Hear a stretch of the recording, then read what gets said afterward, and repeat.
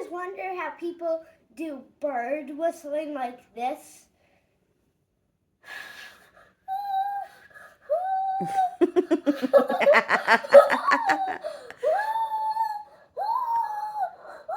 That's funny. If you can't whistle, you just do this.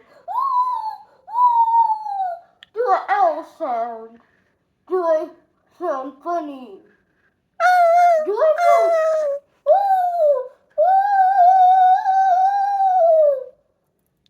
So, how to do this, as you might saw in the earlier of this video, or short, I mean. I just did it very quick, but this is how you do it very slow. Curl both of your hands. Hey, why are you curling one? Okay, now clap your left hand on top of your right. Put your thumbs together. And then you'll see a giant gap in here, like this. Mm-hmm. You see? Yes.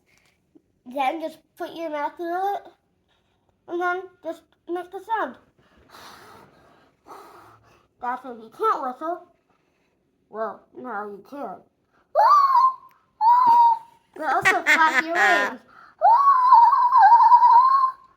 Subscribe.